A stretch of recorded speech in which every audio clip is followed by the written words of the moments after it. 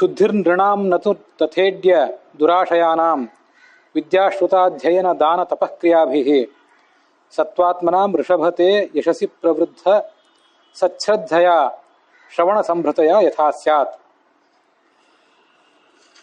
ವೇದವ್ಯಾಸರಿಂದ ರಚಿತವಾದದ್ದು ಶ್ರೀಮದ್ ಭಾಗವತ. ಸುಮಾರು 18,000 ಶ್ಲೋಕ ಇರುವಂಥ ಗ್ರಂಥ. ಅದರ ಕೆಲವು ಶ್ಲೋಕಗಳನ್ನು, ಸಾರಭೂತವಾದ ಶ್ಲೋಕಗಳನ್ನು ಸಂಗ್ರಹಿಸಿ ಭಾಗವತ ಸಾರೋದ್ಧಾರ ಅಂತ ರಚನೆ ಮಾಡಿದವರು ವಿಷ್ಣು ತೀರ್ಥಾಚಾರ್ಯರು. ಮಾದನೂರು, ಕೊಪ್ಪಳ ಜಿಲ್ಲಾ ಮಾದನೂರು, ಅಲ್ಲಿ ಅವರ ವೃಂದಾವನ. ಅವ್ರ ಬಗ್ಗೆ ಯಾರಿಗೆ ಪರಿಚಯ ಇರಲಿಲ್ಲ, ಅವರಿಗಾಗಿ ಹೊಸದಾಗಿ ಕೇಳುವವರಿಗೆ ಅಂತ ಹೇಳಿದ್ದಾರೆ. ಅದರಲ್ಲಿ ಒಂದು ಅರ್ಧ ಭಾಗ, ಆ ಭಾಗವತ ಸಾರೋದ್ಧಾರ ಅಂತ ಏನಿದೆ ಅದರಲ್ಲಿ ಅರ್ಧ ಭಾಗ ಈಗ ಸಮಾಪ್ತ ಆಗಿದೆ. ಇನ್ನು ಮುಂದಿನ ಭಾಗ ಉತ್ತರಾರ್ಧ ಈಗ ನಾವು ನೋಡಬೇಕಾದದ್ದು. ಇದನ್ನೀಗ ನಾವು ಯಾವ ಭಾಗ ನೋಡಬೇಕು ಅಂದರೆ ಬಿಂಬೋಪಾಸಕ ಗುರುಪ್ರಾಪ್ತಿ ಪ್ರಕರಣ ಅಂತ ಈ ಪ್ರಕರಣಕ್ಕೆ ಹೆಸರು. ಈ ಹಿಂದೆ ಧ್ಯಾನ ಪ್ರಕರಣ, ಮಹನ್ನಿಂದಾವರ್ಜನ ಪ್ರಕರಣ, ದೊಡ್ಡವರನ್ನು ಬೈಬಾರ್ದು, ತನ್ನನ್ನು ತಾನು ಹೊಗಳ್ಕೊಳ್ಬಾರ್ದು, ಧರ್ಮಾಚರಣೆ ಮಾಡಬೇಕು, ಧ್ಯಾನ ಮಾಡಬೇಕು ಅನ್ನೋದನ್ನೆಲ್ಲ ಬೇರೆ ಬೇರೆ ಪ್ರಕರಣಗಳಲ್ಲಿ ಹೇಳಿದ್ದಾಯ್ತು. ಇಡೀ ಭಾಗವತ ಗ್ರಂಥದಲ್ಲಿ ಬೇರೆ ಬೇರೆ ಕಡೆ ಧ್ಯಾನಕ್ಕೆ ಸಂಬಂಧಪಟ್ಟ ಶ್ಲೋಕಗಳನ್ನೆಲ್ಲ ಒಂದು ಕಡೆ ಹಾಕಿ ಧ್ಯಾನ ಪ್ರಕರಣ. ಗುರುಪ್ರಾಪ್ತಿ, ಗುರು ನಮಗೆ ದೊರೀತಾನೆ ಅಂತೇನು ವಿಷಯ ಇದೆ, ಅದಕ್ಕೆ ಸಂಬಂಧಪಟ್ಟ ಬೇರೆ ಬೇರೆ ಶ್ಲೋಕಗಳು ಅಲ್ಲಲ್ಲಿ ಹರಡಿ ಹೋಗಿದ್ದನ್ನು ಒಂದು ಕಡೆ ಸಂಗ್ರಹ ಮಾಡಿ ಹೇಳೋದು ಈಗಿನ ಪ್ರಕರಣ. ಗುರುಪ್ರಾಪ್ತಿ ಪ್ರಕರಣ ಅಂತ ಇದನ್ನು ಕರೀತಾರೆ. ಒಟ್ಟಾರೆ ಭಾಗವತದಲ್ಲಿ 18,000 ಶ್ಲೋಕ ಅಂತ ಹೇಳಿದೆ. ಅದರಲ್ಲಿ 365 ಶ್ಲೋಕಗಳು ಭಾಗವತ ಸಾರೋದ್ಧಾರದ್ದು. ಅದರಲ್ಲಿ 208 ಶ್ಲೋಕಗಳನ್ನು ಈಗಾಗಲೇ ನಾವು ನೋಡಿ ಮುಗಿಸಿದ್ದೀವಿ ಈ ಹಿಂದೆ. 209ನೇ ಶ್ಲೋಕ ಈಗ ನೋಡಬೇಕಾದ್ದು. ಶುದ್ಧಿರ್ನೃಣಾಂ ನತು ತಥೇದ್ಯ ದುರಾಶಯಾನಾಂ ಅಂತ ಆ ಶ್ಲೋಕ. ಕೃಷ್ಣ ಈ ಭೂಲೋಕಕ್ಕೆ ಬಂದಿದ್ದ. ಈಗ 5,000 ವರ್ಷದ ಹಿಂದೆ ಅವನು ಅವತಾರ ಮಾಡಿದ. ಮತ್ತೆ ಕಲಿಯುಗ ಪ್ರಾರಂಭ ಆದ ಮೇಲೆ 36 ವರ್ಷ ಅವನು ಇಲ್ಲಿದ್ದ. ಯಾವಾಗ ಭೀಮನ ಗದೆಯ ಪೆಟ್ಟಿಗೆ ದುರ್ಯೋಧನ ತೊಡೆ ಸಡಿಲಿಸಿ ಅವನು ಬಿದ್ನಲ್ಲ, ಆವಾಗ ಕಲಿಯುಗ ಪ್ರಾರಂಭ ಆಯ್ತಂತ. ಮುಂದೆ 36 ವರ್ಷ ಕೃಷ್ಣ ಇಲ್ಲಿದ್ದ. ಅವನು ಮುಂದೆ ತನ್ನ ಅವತಾರ ಪರಿಸಮಾಪ್ತ ಮಾಡಿ ಪರಂಧಾಮಕ್ಕೆ ಹೋಗಬೇಕಾದ ಪ್ರಸಂಗ ಬಂದಿತ್ತು, ಅವತಾರ ಪರಿಸಮಾಪ್ತಿ ಮಾಡುವ ಪ್ರಸಂಗ. ಆಗ ದೇವತೆಗಳು ಕೃಷ್ಣನನ್ನು ಈ ಥರ ಪ್ರಾರ್ಥನೆ ಮಾಡ್ತಂತ. ಅದಕ್ಕೆ ಸಂಬಂಧಪಟ್ಟ ಶ್ಲೋಕ ಇದು.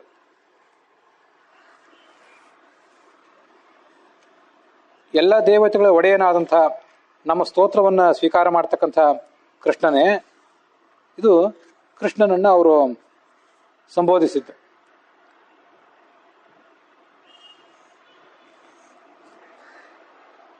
ನಿನ್ನ ಆಳ್ವಿಕೆಗೆ ಒಳಪಟ್ಟಂಥ ಈ ಜಗತ್ತಿನಲ್ಲಿ 2 ಥರದ ಜನ ಇದ್ದಾರೆ. ಭಕ್ತರಾದವರು, ಇನ್ನೊಂದು ಭಕ್ತರಲ್ಲದೇ ಇದ್ದವರು ಅಂತ 2 ಥರ ಇದ್ದಾರೆ. ಅಲ್ಲಿ ಭಕ್ತರಾದವರು ಏನಿದ್ದಾರೆ ಅವರು ಭಗವಂತನ ಕಥೆಗಳನ್ನು ತಾವಾಗೆ ಓದಲಿಕ್ಕಾಗಿ ಅಥವಾ ಇನ್ನೊಬ್ಬರಿಂದ ಕೇಳಲಿಕ್ಕಾಗಿ ಪ್ರಯತ್ನ ಪಡ್ತಾರೆ. ಈ ಥರ ಶ್ರವಣ ಮಾಡಿದಾಗ ಭಗವಂತನ ಕಥೆಗಳನ್ನು, ಭಗವಂತನ ಮಹಿಮೆಗಳನ್ನು, ಭಗವಂತನ ಶ್ರೇಷ್ಠತೆಯನ್ನು ಅವರು ಶ್ರವಣ ಮಾಡಿದಾಗ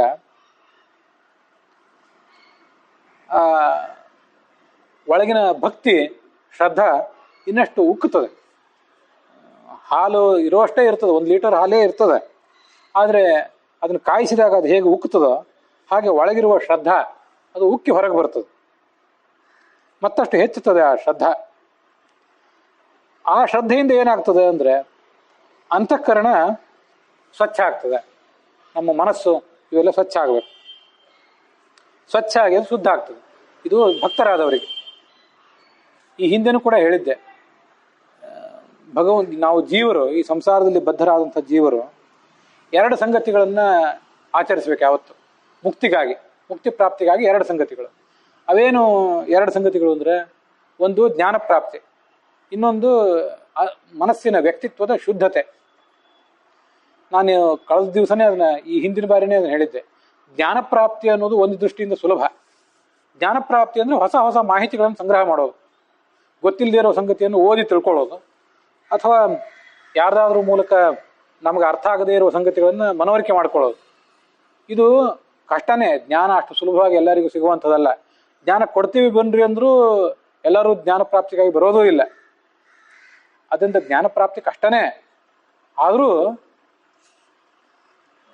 ಒಂದಿಷ್ಟು ಪ್ರಯತ್ನ ಪಟ್ಟರೆ ಜ್ಞಾನ ಪ್ರಾಪ್ತಿ ಆಗ್ತದೆ. ಭಗವದ್ಗೀತಾದಲ್ಲಿ ಕೃಷ್ಣ ಹೇಳ್ತಾನೆ, ಮನುಷ್ಯಾಣಾಂ ಸಹಸ್ರೇಶು ಕಶ್ಚಿದ್ ಯತತಿ ಸಿದ್ಧಯೇ ಯತತಾಮಪಿ ಸಿದ್ಧಾನಾಂ ಕಶ್ಚಿನ್ಮಾಂ ವೇತ್ತಿ ತತ್ವತಃ. ಸಾವಿರಾರು ಜನ ಮನುಷ್ಯರಿದ್ದಾರೆ, ಸಾವಿರಾರು ಜನ, ಲಕ್ಷಾಂತರ ಕೋಟಿಗಟ್ಟಲೆ ಮನುಷ್ಯರಿದ್ದಾರೆ. ಮನುಷ್ಯರು ಅಂದರೆ ಜೀವಿಗಳು ಇದ್ದಾರೆ. ಅವರಲ್ಲಿ ಕಶ್ಚಿದ್ ಯತತಿ ಸಿದ್ಧಯೇ, ಎಲ್ಲರೂ ಭಗವಂತನ ಸಾಕ್ಷಾತ್ಕಾರ, ಜ್ಞಾನ, ಶ್ರವಣ, ಧರ್ಮಾಚರಣೆ ಇದಕ್ಕೆ ಹಂಬಲಿಸೋದಿಲ್ಲ. ಕೆಲವರು, ಅದರಲ್ಲಿ ಕೆಲವರು ಮಾತ್ರ ಇಂಥ ಅಧ್ಯಾತ್ಮದಲ್ಲಿ ಶ್ರದ್ಧಾ ತೋರಿಸ್ತಾರೆ, ಸಿದ್ಧಿಗಾಗಿ ಪ್ರಯತ್ನ ಪಡ್ತಾರೆ. ಮತ್ತೆ ಪ್ರಯತ್ನ ಪಟ್ಟವರೆಲ್ಲರೂ ಗುರಿ ಮುಟ್ತಾರೆ ಅಂತಿಲ್ಲ. ಸ್ವಲ್ಪ ಕೆಲವರಿಗೆ ವಿಳಂಬ ಆಗ್ತದೆ, ಕೆಲವರಿಗೆ ಬೇಗ ಗುರಿ ಮುಟ್ತಾರೆ. ಈ ಹಿಂದಿನ ಜನ್ಮದಲ್ಲಿ ಅವ್ರು ಎಷ್ಟು ಸಾಧನೆ ಮಾಡಿರ್ತಾರೋ ಅಷ್ಟು ಬೇಗ ಗುರಿ ಮುಟ್ತಾರೆ. ಹಿಂದಿನ ಜನ್ಮದಲ್ಲಿ ಸಾಧನೆ ಇನ್ನೂ ಆಗಿದ್ದಿಲ್ಲ ಅಂದರೆ ವಿಳಂಬ ಆಗ್ತದೆ.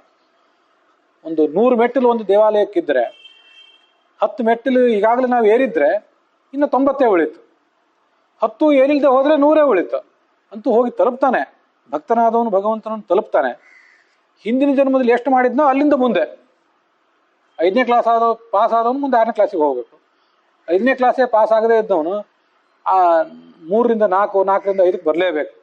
ಅಂತೂ ಆಗ್ತದೆ, ವಿಳಂಬ ಆಗ್ತದೆ. ಹೀಗೆ ಜ್ಞಾನ ಪಡ್ಕೊಳ್ಳೋದು ಬಹಳ ಕಷ್ಟದ ಕೆಲಸ, ಅಷ್ಟು ಸುಲಭವಾಗಿ ಎಲ್ಲರಿಗೂ ಆಗುವಂಥದ್ದಲ್ಲ. ಆದರೂ ಜ್ಞಾನ ಪ್ರಾಪ್ತಿ ಮಾಡ್ಕೋಬಹುದು. ಒಂದು ಪುಸ್ತಕ ಓದಿ, ಯಾವುದೋ ಪ್ರವಚನ ಕೇಳಿ, ಅಧ್ಯಯನ ಮಾಡಿ ಕಷ್ಟಕರವಾದ ಸಂಗತಿಗಳನ್ನು ಅರಿತುಕೊಳ್ಬಹುದು. ಆದರೆ ಅಂತಃಕರಣ, ವ್ಯಕ್ತಿತ್ವವನ್ನು ಶುದ್ಧ ಮಾಡ್ಕೊಳ್ಳೋದು ಮತ್ತೂ ಕಷ್ಟದ ಕೆಲಸ. ಬೇಕಾದಷ್ಟು ಜ್ಞಾನಿ ಅಂತ ಮನುಷ್ಯ ಅನಿಸ್ಕೋಬಹುದು, ಆದರೆ ಮನಸ್ಸು ಶುದ್ಧ ಆಗೋದು, ಕಾಮ, ಕ್ರೋಧ, ಲೋಭ, ಮೋಹ, ಮದ, ಮಾತ್ಸರ್ಯ ಅನ್ನುವಂಥ ಗುಣಗಳನ್ನು ಕಳ್ಕೊಂಡು ಮನಸ್ಸು ಸ್ವಚ್ಛ ಮಾಡ್ಕೊಳ್ಳೋದು ಬಹಳ ಕಷ್ಟದ ಕೆಲಸ. ಭಗವದ್ಗೀತಾದಲ್ಲಿ ಹಿಂದೆ ನೋಡಿದ್ದೀವಿ ಅದನ್ನು. ದೊಡ್ಡ ಜ್ಞಾನಿ ಆದವನು ಕೂಡ ಆ ಪ್ರಕೃತಿಗೆ ಬಲಿ ಬೀಳ್ತಾನೆ. ಪ್ರಕೃತಿಂ ಯಾಂತಿ ಭೂತಾನಿ ಅಂತ ಅದನ್ನು ಹಿಂದೆ ನೋಡಿದ್ದೀವಿ. ಪರೋಪದೇಶ ಸಮಯೇ ಜನಾ ಸರ್ವೇಪಿ ಪಂಡಿತಾ ಸ್ವಸ್ಯ ಅನುಷ್ಠಾನ ಸಮಯೇ ಮುನಯೋಪಿ ನ ಪಂಡಿತಾ ಅಂತ ಭಗವದ್ಗೀತಾದಲ್ಲಿ ಬಂದ ಶ್ಲೋಕ ಅಲ್ಲ ಇದು. ಒಂದು ಸುಭಾಷಿತ ಹೇಳಿದ್ದೆ. ಇನ್ನೊಬ್ಬರಿಗೆ ಉಪದೇಶ ಕೊಡ್ಲಿಕ್ಕೆ ಹೊರಟಾಗ ಎಲ್ಲ ಸಣ್ಣ ಸಣ್ಣವರು ದೊಡ್ಡ ದೊಡ್ಡ ಪಂಡಿತರಾಗಿ ಬಿಡ್ತಾರೆ. ಇನ್ನೊಬ್ರಿಗೆ ಹೇಳಬೇಕು, ಹೇಳಲಿಕ್ಕೆ ಏನು ಕಷ್ಟ? ಹೇಳಲಿಕ್ಕೆ ಎಲ್ಲರಿಗೂ 2 ನಾಲಿಗೆ, 4 ನಾಲಿಗೆ ಹೇಳ್ತಾರೆ ಎಲ್ಲರಿಗೂ. ಆ ಶಾಸ್ತ್ರದಲ್ಲಿ ಹೀಗಿದೆ, ಈ ಶಾಸ್ತ್ರದಲ್ಲಿ ಹೀಗಿದೆ ಅಂತ ಉಪದೇಶ ಪುಂಖಾನುಪುಂಖವಾಗಿ ಮಾಡೇ ಮಾಡ್ತಾರೆ. ಆದರೆ ಸ್ವಸ್ಯ ಅನುಷ್ಠಾನ ಸಮಯ, ತಾವು ಆಚರಣೆ ಮಾಡುವಾಗ ಹೇಳಿದ್ದನ್ನು ಆಚರಣೆ ಮಾಡಬೇಕಲ್ಲ. ಅದನ್ನು ಮಾಡುವಾಗ ದೊಡ್ಡ ದೊಡ್ಡ ಮುನಿಗಳು ಕೂಡ ವಿಫಲರಾಗ್ತಾರೆ, ಅನುತ್ತೀರ್ಣರಾಗ್ತಾರೆ. ಕಾಮ, ಕ್ರೋಧ, ಮೋಹ, ಮಾತ್ಸರ್ಯ ಇದಕ್ಕೆಲ್ಲ ಬಲಿ ಬೀಳ್ತಾರೆ ಅಂತ ಸುಭಾಷಿತ, ಸಂಸ್ಕೃತದ ಸುಭಾಷಿತ ಹೇಳ್ತದೆ. ಹೀಗೆ ಜ್ಞಾನ ಪಡ್ಕೊಳ್ಳೋದು ಒಂದು ದೃಷ್ಟಿಯಿಂದ ಸುಲಭ, ಒಂದು ಕಷ್ಟ ಆದರೂ ಸುಲಭ. ಇನ್ನೊಬ್ರಿಗೆ ಅದನ್ನು ಪ್ರವಚನ ಮಾಡೋದು ಮಾಡಬಹುದು. ಆದರೆ ಆಚರಣೆಗೆ ತರುವುದು, ಅಂತಃಕರಣ ಸ್ವಚ್ಛ ಮಾಡ್ಕೊಳ್ಳೋದು ಬಹಳ ಕಷ್ಟ. ಆದರೆ ಭಕ್ತರಿಗೆ ಅದು ಸಾಧ್ಯ ಆಗ್ತದೆ. ಆದರೆ ಭಕ್ತರು ಅಲ್ಲದೇ ಇದ್ದವರಿಗೆ ಇದು ಯಾವುದರಿಂದಲೂ ಆ ಸ್ವಚ್ಛತೆ, ಅಂತಃಕರಣದ ಸ್ವಚ್ಛತೆ, ಶುದ್ಧತೆ ಬರೋದಿಲ್ಲ. ಎಲ್ಲಿ ಭಕ್ತಿ ಇರ್ತದೋ ಅಲ್ಲೇ ಸಜ್ಜನಿಕೆ, ಅಲ್ಲೇ ಶುದ್ಧತೆ. ಭಕ್ತಿ ಇಲ್ಲದೆ ಹೋದರೆ ಆ ಶುದ್ಧತೆಯೂ ಇಲ್ಲ. ವಿಷ್ಣು ಭಕ್ತಿರಿ ಸರ್ವೇಷಾಂ ಸದ್ಗುಣಾನಾಂ ಸ್ವಲಕ್ಷಣಂ ಕಥಾಲಕ್ಷಣ. ಭಗವಂತನಲ್ಲಿ ಭಕ್ತಿ ಯಾರಿಗಿರ್ತದೆ ಅವರಿಗೆ ಎಲ್ಲ ಗುಣಗಳು ಇರ್ತವೆ. ಎಲ್ಲ ಗುಣಗಳಲ್ಲಿ ಇದ್ದಲ್ಲೇ ಭಕ್ತಿ, ಭಕ್ತಿ ಇದ್ದಲ್ಲೇ ಎಲ್ಲ ಗುಣಗಳು. ಭಕ್ತಿ ಇಲ್ಲದೆ ಹೋದರೆ ಉಳಿದ ಗುಣಗಳು ಬರೋದಿಲ್ಲ. ಆದ್ರಿಂದ ಭಕ್ತರು ಅಳದೇ ಇದ್ದವರಿಗೆ ಅವ್ರು ಏನು ಧ್ಯಾನ ಮಾಡಲಿ, ಉಪಾಸನೆ ಮಾಡಲಿ, ಯಜ್ಞ ಮಾಡಲಿ, ಬೇಕಾದಷ್ಟು ಓದಲಿ, ಬರೆಯಲಿ, ಇನ್ನೊಬ್ರಿಗೆ ಪ್ರವಚನ ಮಾಡಲಿ, ವೇದ ಅಧ್ಯಯನ, ದಾನ, ತಪಸ್ಸು ಏನೇನು ಮಾಡಲಿ, ಅದು ಯಾವುದರಿಂದ ಅವ್ರ ಮನಸ್ಸು ಸ್ವಚ್ಛ ಆಗೋದಿಲ್ಲ. ಅವೆಲ್ಲ ವ್ಯರ್ಥ ಆಗಿ ಹೋಗ್ತದೆ. ಇದನ್ನು ನಾವು ಮಹಾಭಾರತದಲ್ಲಿ ಪಾಂಡವರ ಕಥೆಗಳಲ್ಲಿ ನೋಡಿರ್ತೇವೆ. ಪಾಂಡವರು ರಾಜಸೂಯ ಯಾಗ ಮಾಡಿದರು. 23 ವರ್ಷ ಅವರು ಇಂದ್ರಪ್ರಸ್ಥದಲ್ಲಿದ್ದರಲ್ಲ, ಜೂಜಾಟಕ್ಕಿಂತ ಮುಂಚೆ ಇಂದ್ರಪ್ರಸ್ಥ ಅಂತ ಹಸ್ತಿನಾವತಿಗೆ ಸಮೀಪವಾದದ್ದು, ದಿಲ್ಲಿಗೆ ಸಮೀಪವಾದ ನಗರ. ಅಲ್ಲಿ 23 ವರ್ಷ ರಾಜ್ಯಭಾರ ಮಾಡಿದರು. ಅಲ್ಲಿದ್ದಾಗ ರಾಜಸೂಯ ಅಂತ ಒಂದು ಯಜ್ಞ ಮಾಡಿದರು. ಆ ಯಜ್ಞದಲ್ಲಿ ಕೃಷ್ಣ, ವೇದವ್ಯಾಸ ಇವರೆಲ್ಲ ಬಂದು ಪಾಂಡವರನ್ನು ಹರಸಿದರು. ಸಾತ್ವಿಕವಾದ ಶುದ್ಧ ಮನೋಭಾವದಿಂದ ಮಾಡಿದ ಯಜ್ಞ ಅದು. ಅಲ್ಲಿ ಎಲ್ಲರೂ ಬಂದಿದ್ರಲ್ಲ, ಈ ಕೌರವರು ಬಂದಿದ್ರು, ಭೀಷ್ಮ ದ್ರೋಣ ಅವರು ಎಲ್ಲ ಬಂದಿದ್ರು. ದುರ್ಯೋಧನನಿಗೆ ಪಾಂಡವರು ಇಷ್ಟೆಲ್ಲ ಯಜ್ಞ ಮಾಡಿ ಲೋಕದ ಮೆಚ್ಚುಗೆಗೆ ಪಾತ್ರರಾಗಿಬಿಟ್ರಲ್ಲ, ತಾನೂ ಒಂದು ಯಜ್ಞ ಮಾಡಬೇಕು ಅಂತ ಅವನಿಗೆ ಅನಿಸಿತು. ಅದನ್ನ ಅವನು ಯಾವಾಗ ಮಾಡಿದಂದ್ರೆ, ರಾಜಸೂಯಾಗ ಮಾಡಿದ ಕೂಡಲೇ ಮಾಡಲಿಲ್ಲ. ರಾಜಸೂಯಾಗ ಆದ್ಮೇಲೆ ಜೂಜಾಟ ಆಯ್ತಲ್ಲ, ಜೂಜಾಟ ಆಗಿ ಪಾಂಡವರು ತಮ್ಮ ರಾಜ್ಯ ಎಲ್ಲ ಕಳ್ಕೊಂಡ್ರಲ್ಲ, ವನವಾಸಕ್ಕೆ ಹೋದ್ರಲ್ಲ, ಅದಾದ್ಮೇಲೆ ಇವನಿಗೊಂದು ಯಜ್ಞ ಮಾಡಬೇಕು ಅಂತ ಅನಿಸಿತು. ಈ ಯಜ್ಞದ ಹೆಸರು ಪೌಂಡರೀಕ ಯಜ್ಞ ಅಂತ. ಅದು ಯಜ್ಞ ಮಾಡಿದ ಮೇಲೆ ಆ ಯಜ್ಞಕ್ಕೆ ಅನೇಕ ಜನರನ್ನೆಲ್ಲ ಕರೆದಿದ್ದ, ಪಾಂಡವರನ್ನು ಕರೆದಿದ್ದ. ಅವಾಗ ಭೀಮಸೇನ ಏನು ಹೇಳಿದೆ, ನಾವು ಈ ಕಾಡಿನಲ್ಲಿದ್ದೇವೆ, ಬರೋದಿಲ್ಲ, ಅಜ್ಞಾತವಾಸ ಮುಗಿದು ಬಂದ್ಮೇಲೆ ನಿನಗೇನು ಉತ್ತರ ಕೊಡಬೇಕೋ ಅದನ್ನು ಕೊಡ್ತೇವೆ ಅಂತ ಉತ್ತರ ಕೊಟ್ಟಿದ್ದ. ಅದರಿಂದ ಅವರು ಆ ಯಜ್ಞಕ್ಕೆ ಬಂದಿರಲಿಲ್ಲ. ಆದರೆ ಇವನು ಈ ಪೌಂಡರೀಕ ಯಜ್ಞ ಮಾಡಿದ, ಏನು ಮಾಡಿದ ಅಂತ ಬರ್ತದಲ್ಲ, ಆ ಯಜ್ಞದಿಂದ ಭಗವಂತನಿಗೆ ಏನಾದ್ರು ತೃಪ್ತಿ ಆಯ್ತೇನೋ, ಸ್ಪರ್ಧೆಯಿಂದ ಮಾಡಿದ್ದದ.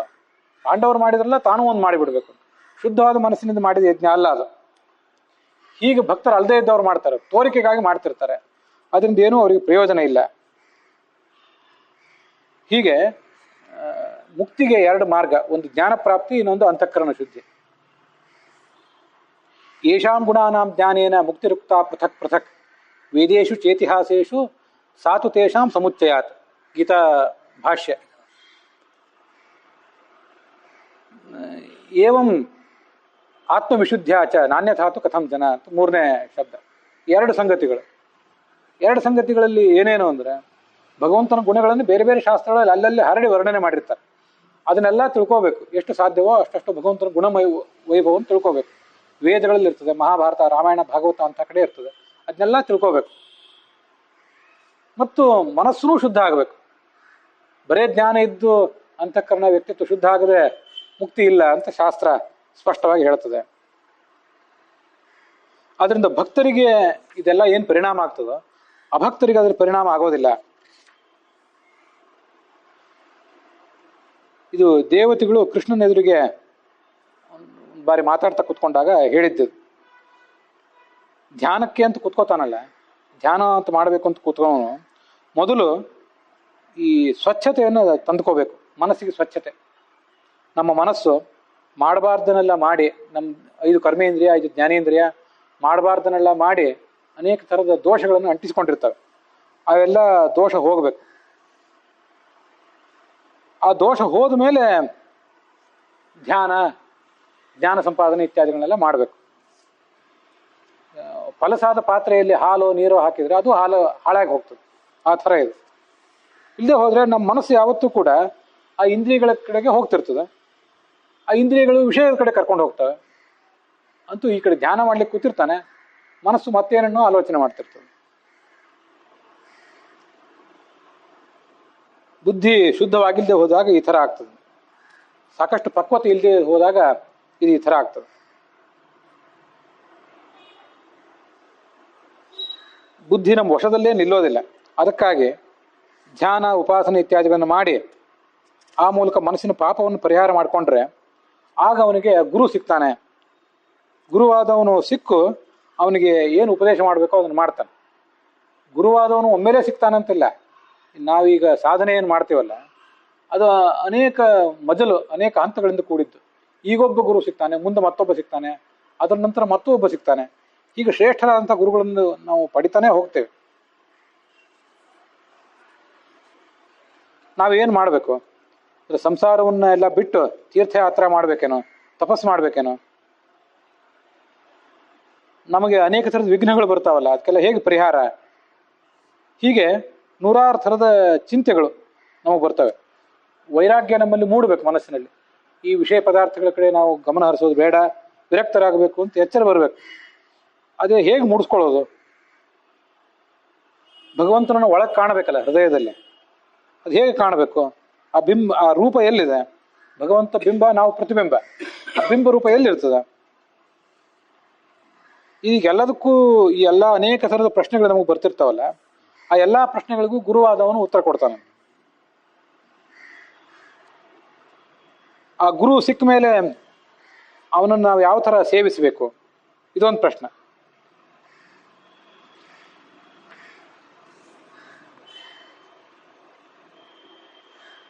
ತದುಪಾಸನಮಪಿ ಕಿಂ ಪ್ರಕಾರಕಂ ಕಿಂಚು ತತ್ಪ್ರಾಪ್ತಯೇ ಮಯಾ ಸಾಧನೀಯಂ ಸಾಧನಂ.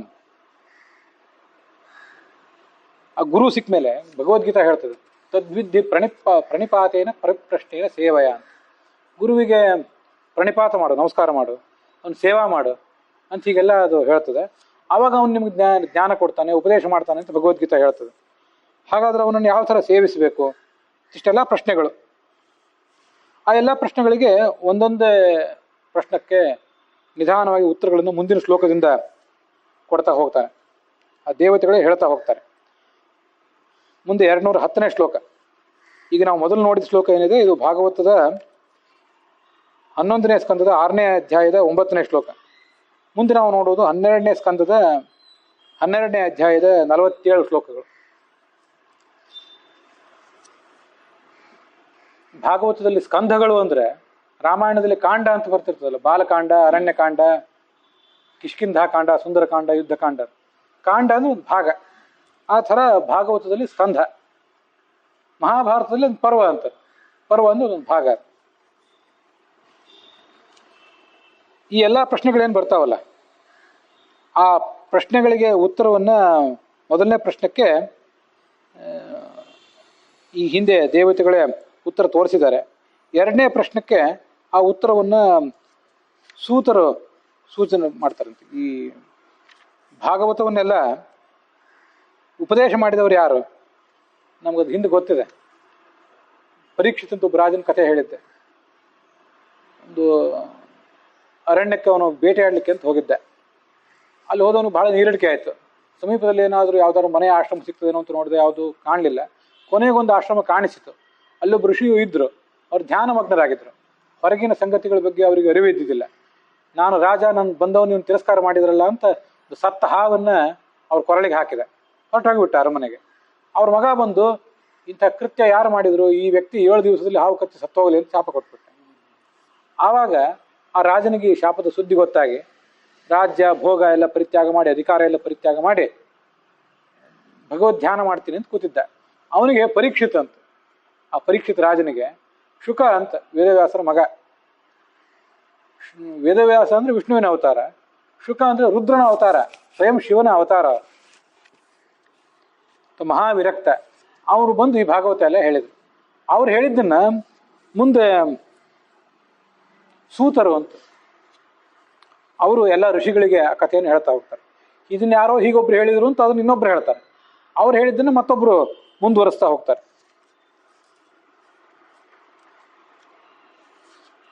ಈ ಎಲ್ಲ ಪ್ರಶ್ನೆಗಳಿಗೂ ಕೂಡ ಒಂದಾದ್ಮೇಲೆ ಒಂದು ನಾವು ಉತ್ತರವನ್ನ ಪಡ್ಕೋಬೇಕು. ಮೊದಲನೇ ಪ್ರಶ್ನೆ ಬಂದಿತ್ತು, ಮನಃಶುದ್ಧಿ ಹೇಗೆ ಸಂಪಾದನೆ ಮಾಡಬೇಕು, ಮನಸ್ಸು ಯಾಕೆ ವಿಷಯಗಳ ಕಡೆಗೆ ಹೋಗ್ತದೆ, ಸಂಸಾರವನ್ನೆಲ್ಲ ಬಿಟ್ಟು ತೀರ್ಥಯಾತ್ರೆ ತಪಸ್ಸು ನಾವೇನಾದ್ರು ಮಾಡಬೇಕೇನೋ ಅಂತ ಹೀಗೆಲ್ಲ ಮೊದಲನೇ ಪ್ರಶ್ನೆ ಇತ್ತು. ಅದಕ್ಕೆ ದೇವತೆಗಳೇ ಉತ್ತರ ಹೇಳಿದ್ರು. ಮನಃಶುದ್ಧಿ ಸಂಪಾದನೆ ಮಾಡುವುದು ಅಂದರೆ ಅವನು ಮೊದಲು ನಮ್ಮ ಇಂದ್ರಿಯಗಳು, 5 ಕರ್ಮೇಂದ್ರಿಯ, 5 ಜ್ಞಾನೇಂದ್ರಿಯ, ಇವೆರಡೂ ಕೂಡ ಬರೇ ವಿಷಯಗಳ ಕಡೆಗೇನೆ ಓಡಿ ಹೋಗ್ತಾ ಇದ್ದಾರೆ. ಏನು ಹಾನಿ ಆಗ್ತದೆ ಅಂತ ಅನ್ನೋದನ್ನ ಆಲೋಚನೆ ಮಾಡಬೇಕು. ಸಂಸಾರದಲ್ಲೇ ಮತ್ತೆ ಮತ್ತೆ ಮುಳುಗಿ ಅಲ್ಲೇ ತೇಲಾಡ್ತಾ ಇರ್ತೇವೆ. ಬುದ್ಧಿ ನಮ್ಮ ವಶದಲ್ಲಿ ಇರೋದಿಲ್ಲ. ಅದಕ್ಕಾಗಿ ಮನೋನಿಗ್ರಹ ಬಹಳ ಅವಶ್ಯಕ. ಅದನ್ನು ಹೇಗೆ ಸಂಪಾದನೆ ಮಾಡಬೇಕು ಅಂದರೆ ಶಾಸ್ತ್ರಜ್ಞಾನದ ಮೂಲಕನೇ ಸಂಪಾದನೆ ಮಾಡಬೇಕಷ್ಟೆ. ಶ್ರವಣ ಮಾಡಬೇಕು, ನಾವು ಅಧ್ಯಯನ ಮಾಡಬೇಕು, ಅಥವಾ ಇನ್ನೊಬ್ಬರಿಂದ ಕೇಳಬೇಕು. ಮುಂದೆ ಅದನ್ನು ಕೂತ್ಕೊಂಡು ಮನನ ಮಾಡಬೇಕು, ಮನವರಿಕೆ ಮಾಡ್ಕೋಬೇಕು. ಹೋಮ್ವರ್ಕ್ ಮಾಡೋದು ಅಂತ ಇರ್ತದಲ್ಲ, ಆ ಥರ ಮನವರಿಕೆ ಮಾಡ್ಕೋಬೇಕು. ಮತ್ತು ಪ್ರತಿಯೊಬ್ಬರೂ ಕೂಡ ನಿತ್ಯ ಒಂದು ಸ್ವಲ್ಪ ಅಲ್ಲ ಸ್ವಲ್ಪ ಧ್ಯಾನ ಮಾಡಬೇಕು. ಸ್ತ್ರೀಯರು, ಪುರುಷರು, ಪಂಡಿತರು, ಪಾಮರರು, ಅವರು ಎಂಥವರೇ ಆಗಿರಲಿ, ಎಲ್ಲರೂ ಕೂಡ ಧ್ಯಾನ ಮಾಡಬೇಕು. ಆ ಧ್ಯಾನ ಮಾಡ್ಲಿಕ್ಕೆ ನಮಗೆಲ್ಲಿ ಪುರುಸೊತ್ತಿರ್ತದೆ, ಆ ಧ್ಯಾನ ಮಾಡ್ಲಿಕ್ಕೆ ಬೇಕಾದ ಶಕ್ತಿ ನಮಗೆಲ್ಲಿದೆ ಅಂತ ಯಾರೂ ಆಲೋಚನೆ ಮಾಡಬಾರ್ದು. ಒಂದು ನಿಮಿಷ, ಅರ್ಧ ನಿಮಿಷ, ಒಂದು ಸ್ವಲ್ಪ ಹೊತ್ತಾದರೂ ಕೂಡ ಪ್ರತಿಯೊಬ್ಬನು ಧ್ಯಾನ ಮಾಡಬೇಕು. ಧ್ಯಾನ ಮಾಡುವುದು ಅಂದರೆ ಕಣ್ಣು ಮುಚ್ಚಿ ಅಥವಾ ಕಣ್ಣು ತೆಗೆದು. ಕಣ್ಣು ಮುಚ್ಚಿ ಧ್ಯಾನ ಮಾಡೋದು ಸ್ವಲ್ಪ ಸುಲಭ. ಈಗ ನಾವು ನಿಮ್ಮನ್ನು ನೋಡಿದೆವು, ನಿಮ್ಮನ್ನು ನೋಡಿದ ಕೂಡಲೇ ಭಾಳ ವರ್ಷದಿಂದ ನಿಮ್ಮನ್ನು ನೋಡ್ತಿದ್ದೀವಿ, ಈಗಲೂ ನೋಡಿದೆವು. ಕಣ್ಣು ಮುಚ್ಚಿ ನಿಮ್ಮನ್ನು ನೆನಪು ಮಾಡ್ಕೊಳ್ಬೇಕು ಅಂತ ಬಂದಾಗ ಮನಸ್ಸಿನ ಪರದೆ ಮೇಲೆ ನಿಮ್ಮ ಚಿತ್ರ ಮೂಡ್ತದಲ್ಲ. ನೀವು ಹೊರಗಿದ್ದೀರಿ, ಅದು ನಿಮ್ಮ ಚಿತ್ರ ಮೂಡ್ತದಲ್ಲ. ಆ ಥರ ಎಲ್ಲಿ ವಿಗ್ರಹದಲ್ಲೆಲ್ಲ ಭಗವಂತನ ನೋಡಿರ್ತೀವಲ್ಲ, ಚಿತ್ರದಲ್ಲಿ ಭಗವಂತನ ಒಂದು ಮೂರ್ತಿಯನ್ನು ನೋಡಿರ್ತೀವಲ್ಲ, ಅದನ್ನೇ ಮನಸ್ಸಿನ ಮೇಲೆ ಮೂಡಿಸ್ಕೊಳ್ಳೋ ಪ್ರಯತ್ನ ಮಾಡಬೇಕು. ಅದನ್ನು ಕಳೆದ ದಿವಸ ನಾವು ಹೇಳಿದ್ವಿ. ಭಗವಂತ ಚರ್ಮವನ್ನೇ ಹುಟ್ಟಿರ್ಲಿ, ಪೀತಾಂಬರೆ ಹುಟ್ಟಿರ್ಲಿ, ಬಿಳಿ ಬಣ್ಣದ ಬಟ್ಟೆ ಹುಟ್ಟಿರ್ಲಿ, ಯಾವುದೇ ಆಯುಧ ತೊಟ್ಟಿರ್ಲಿ, ಭಗವಂತ ಅನಂತ ರೂಪ. ಅಂಥ ಭಗವಂತನ ರೂಪವನ್ನು ಮನಸ್ಸಿನ ಮೇಲೆ ಧ್ಯಾನಿಸ್ಕೋಬೇಕು. ಪ್ರತಿಯೊಬ್ಬರೂ ಇದನ್ನು ಮಾಡಲೇಬೇಕು. ಎಷ್ಟು ಸಾಧ್ಯವೋ ಅಷ್ಟು ಮಾಡಬೇಕು. ಇಷ್ಟನ್ನು ಮಾಡಿದಾಗ ಮನಸ್ಸು ಸ್ವಚ್ಛ ಆಗ್ತದೆ ಅಂತ ಇದು ಮೊದಲನೇ ಪ್ರಶ್ನೆಗೆ ಉತ್ತರ. ಎರಡನೇ ಪ್ರಶ್ನೆ ಏನು? ದುಡ್ಡು ಗಳಿಸೋದು, ದುಡ್ಡನ್ನು ಖರ್ಚು ಮಾಡೋದು, ಈ ಎಲ್ಲ ಒಂದು ಚಿಂತೆ ನಮಗೇನಿದೆ, ಆ ಚಿಂತೆ ಹೋಗಬೇಕು, ಮನಸ್ಸಿಗೆ ನೆಮ್ಮದಿ ಬರಬೇಕು. ಏನು ತೀರ್ಥಯಾತ್ರೆ ಮಾಡಲೋ ಹೇಗೆ, ತಪಸ್ಸು ಮಾಡಲೋ ಹೇಗೆ, ಅದರಿಂದೆಲ್ಲ ಹೋಗ್ತದೋ ಹೇಗೆ ಅಂತ ಒಂದು ಆಲೋಚನೆ. ಅದಕ್ಕೆ ಈ ಎರಡನೇ ಶ್ಲೋಕದಲ್ಲಿ ಉತ್ತರ ಹೇಳ್ತಾರೆ. ಭಗವಂತನ ಮಹಿಮೆಯನ್ನು ಶಾಸ್ತ್ರದ ಮೂಲಕ ನಾವು ಶ್ರವಣ ಮಾಡ್ತೀವಲ್ಲ, ಆ ಥರ ಶ್ರವಣ ಮಾಡ್ತಾ ಹೋದರೆ ಅವನು ನಮ್ಮ ಮನಸ್ಸಿನಲ್ಲಿ ಬಂದು ಕೂತ್ಕೋತಾನೆ. ಕೂತ್ಕೊಳ್ಳೋದಂದ್ರೇನು? ಅವನು ಇದ್ದೇ ಇದ್ದಾನೆ, ಸರ್ವತ್ರ ಎಲ್ಲ ಕಡೆ ಇದ್ದಾನೆ, ಒಳಗೂ ಇದ್ದಾನೆ, ಹೊರಗೂ ಇದ್ದಾನೆ, ಎಲ್ಲ ಕಡೆ ಇದ್ದೇ ಇದ್ದಾನಂದ್ಮೇಲೆ ಅವ್ನು ಬಂದು ಹೊಸದಾಗಿ ಕೂತ್ಕೊಳ್ಳೋದಂತಿಲ್ಲ, ಕೂತ್ಕೊಂಡಿದ್ದಾನೆ ಅಂತ ನಮಗೆ ಮನವರಿಕೆ ಆಗ್ಬೇಕು, ನಮ್ಗೆ ಕಾಣಬೇಕಲ್ಲ. ನಮ್ಮ ಮನಸ್ಸಿನಲ್ಲಿ ಪ್ರವೇಶ ಮಾಡಿ ಆ ಅಜ್ಞಾನವನ್ನು ಪರಿಹಾರ ಮಾಡ್ತಾನೆ, ನಮ್ಮ ದುಃಖವನ್ನು ಪರಿಹಾರ ಮಾಡ್ತಾನೆ. ಹೇಗೆ ಅಂದರೆ, ಸೂರ್ಯ ಉದಯಿಸಿದಾಗ ಕತ್ತಲು ಪರಿಹಾರ ಆಗ್ತದೆ, ಬಿರುಗಾಳಿ ಬೀಸಿದಾಗ ಇದ್ದ ಮೋಡ ಎಲ್ಲ ಚೆದುರಿ ದೂರ ಹೋಗಿಬಿಡ್ತದೆ. ಹಾಗೆ ಭಗವಂತ ನಮ್ಮ ಮನಸ್ಸಿನ ದುಃಖ ಅಜ್ಞಾನ ಇದೆಲ್ಲ ಪರಿಹಾರ ಮಾಡ್ತಾನೆ. ಭಗವಂತ ಸೂರ್ಯನಂತೆ. ಅದಕ್ಕಾಗಿ ನಿತ್ಯ ಪ್ರತಿಯೊಬ್ಬರು ಕೂಡ, ದೊಡ್ಡ ದೊಡ್ಡ ವಿದ್ವಾಂಸರು, ದೊಡ್ಡ ಪಂಡಿತರು ಅವ್ರು ಮಾತ್ರ ಅಂತಲ್ಲ, ಪ್ರತಿಯೊಬ್ಬರು ಕೂಡ ಸೂರ್ಯನ ಉಪಾಸನೆಯನ್ನು ಮಾಡೇ ಮಾಡ್ತಾರೆ. ಇದು ನಮ್ಮ ದೇಶದ ಸಂಸ್ಕೃತಿ. ತೀರಾ ಹೆಣ್ಮಕ್ಳು ಕೂಡ ಎಷ್ಟು ಸರಿ ಅದನ್ನು ನೋಡಿದ್ದೇನೆ. ಅವ್ರಿಗೇನು ಕೂತ್ಕೊಂಡು ಧ್ಯಾನ ಮಾಡಲಿಕ್ಕೆ ಪುರುಸೊತ್ತಿರ್ಲಿಕ್ಕಿಲ್ಲ, ಈಗಿನ ಕಾಲ ಅಂತದ. ಆದರೆ ಸ್ನಾನ ಮಾಡಿ ಬಂದು ಕುಂಕುಮ ಹಚ್ಕೊಂಡು ಒಂದು ಊದಿನ ಕಡ್ಡಿಯನ್ನಾದರೂ ಮನೆಯಿಂದ ಹೊರಗೆ ಬಂದು, ಮನೆಯಿಂದ ಯಾಕೆ ಹೊರಗೆ ಬರ್ತಾರೆ, ಒಳಗೆ ಮಾಡ್ಬೋದಲ್ಲ. ಮನೆ ಹೊರಗಡೆ ಸೂರ್ಯ ಇರ್ತಾನೆ, ಆ ಪೂರ್ವ ದಿಕ್ಕಿಗೆ ಮುಖ ಮಾಡಿ ಆ ಊದಿನ ಕಡ್ಡಿಯಿಂದ ಆದರೂ ಒಂದಿಷ್ಟು ಆರತಿ ಮಾಡಿ ತಮ್ಮ ಕರ್ತವ್ಯ ಮಾಡ್ತಾರೆ. ಆ ಸೂರ್ಯನ ಉಪಾಸನೆಯನ್ನು ಮಾಡ್ತಾರೆ. ಸೂರ್ಯ ಅಂದರೆ ಸೂರ್ಯನ ಒಳಗೆ ಭಗವಂತ ಇರ್ತಾನೆ, ಸೂರ್ಯನೊಳಗೆ ಭಗವಂತ ಇದ್ದಾನೆ, ಚಂದ್ರನೊಳಗೆ ಭಗವಂತ ಇದ್ದಾನೆ, ಎಲ್ಲ ಕಡೆ ಭಗವಂತ ಇದ್ದೇ ಇದ್ದಾನೆ. ಇದು ಎಲ್ರಿಗೂ ಗೊತ್ತಿದ್ದೇ ಇದೆ. ಸೂರ್ಯನೊಳಗೆ ಕಾಣುವುದ್ರ ಉದ್ದೇಶ ಏನು ಅದು ಅವ್ರಿಗೆ ಅಷ್ಟು ವಿವರವಾಗಿ ಗೊತ್ತಿಲ್ಲ ಅಷ್ಟೇ. ಸೂರ್ಯನಿಂದಾಗಿ ಇಲ್ಲಿ ಬೆಳೆ ಬೆಳೆಯೋದು, ಆ ನೀರು ಬೆಳಕು ಅದೆಲ್ಲ ಇದ್ದರೆ ಬೆಳೆ ಬೆಳೆಯೋದು. ಅದಾದಮೇಲೆ ನಮ್ಮ ಆರೋಗ್ಯಕ್ಕೂ ಸೂರ್ಯನ ಬೆಳಕು ಬೇಕೇ ಬೇಕು. ಅದಕ್ಕಾಗಿ ಸೂರ್ಯನನ್ನ ಆ ಭಗವಂತನ ಒಂದು ವಿಗ್ರಹ ಅಂತ ಹೇಳ್ತಾರೆ. ಅದು ನಮ್ಗೆಲ್ಲರಿಗೂ ಗೊತ್ತಿದ್ದೇ ಇದೆ. ಅದಕ್ಕಾಗಿ ಸೂರ್ಯನ ಉಪಾಸನೆಯಿಂದ ಎಲ್ಲರೂ ಮಾಡ್ತಾರೆ. ಎಲ್ಲ ಜ್ಞಾನಿಗಳಿಗೂ ಇದು ಗೊತ್ತು. ಅವನಿಗೆ ಅನೇಕ ಥರದ ಸಮಸ್ಯೆಗಳಿರ್ತಾವಂತ. ದುಡ್ಡಿದೆ, ಅದು ಯಾವುದೋ ಒಂದು ವಸ್ತು ಇದೆ, ಇನ್ನೊಂದು ವಸ್ತು ಇಲ್ಲ, ಅದು ಬೇಕಾಗಿತ್ತು, ಅವ್ರ ಹತ್ರ ಎಲ್ಲೋ ಕಾಣಿಸ್ತದದು, ಅದು ನನಗೂ ಬರಬೇಕಾಗಿತ್ತು, ಅದು ತಗೋಬೇಕಾಗಿತ್ತು. ಇದ್ದದ್ದು ಯಾವುದೋ ಹೋಯಿತು, ಕಳೆದೇ ಹೋಯ್ತು, ಅಥವಾ ಯಾವುದೋ ಒಂದು ಹಳೇದಾಯಿತು, ಹೊಸದು ತಗೋಬೇಕು. ಇವ್ರು ಯಾರೋ ನಮ್ಮ ಬಂಧುಗಳು ಮಿತ್ರರು ಇವ್ರು ಸತ್ತು ಹೋದ್ರು. 100 ಥರ ಸಮಸ್ಯೆಗಳು ಮನುಷ್ಯನಿಗೆ, ಒಂದಲ್ಲ ಎರಡಲ್ಲ. ಇನ್ನು ತೀರ್ಥಯಾತ್ರೆ ಮಾಡಲಿ ಅಥವಾ ತೀವ್ರವಾದ ತಪಸ್ಸು ಮಾಡಲಿ, ಹೇಗೆ ಪರಿಹಾರ ಮಾಡ್ಕೊಳ್ಳಿ ಅಂದರೆ, ತೀರ್ಥಯಾತ್ರೆ ಮಾಡುವುದಾದ್ರೆ ಮಾಡು. ತೀರ್ಥಯಾತ್ರೆ ಮಾಡುವುದು ಒಂದು ಶ್ರೇಷ್ಠ ಕೆಲಸನೇ. ಎಲ್ಲ ಬದರಿ, ಕೇದಾರ, ಶ್ರೀಶೈಲ, ಉಡುಪಿ, ತಿರುಪತಿ, ಎಲ್ಲಿ ಸಾಧ್ಯ ಉಂಟು ಎಲ್ಲ ಕಡೆ ತೀರ್ಥಯಾತ್ರೆನೂ ಮಾಡು, ಇಲ್ಲ ಅಂತಲ್ಲ. ಆದರೆ ನಮ್ಮ ಒಳಗಿನ ದೋಷಗಳು ನಮ್ಮ ಪ್ರಯತ್ನದಿಂದಲೇ ಪರಿಹಾರ ಆಗಬೇಕು. ಅನ್ಯಕ್ಷೇತ್ರ ಕೃತಂ ಪಾಪಂ ಪುಣ್ಯಕ್ಷೇತ್ರೇ ವಿನಶ್ಯತೆ, ಪುಣ್ಯಕ್ಷೇತ್ರ ಕೃತಂ ಪಾಪಂ ವಜ್ರಲೇಪೋ ಭವಿಷ್ಯತಿ ಅಂತ ಒಂದು ಮಾತು.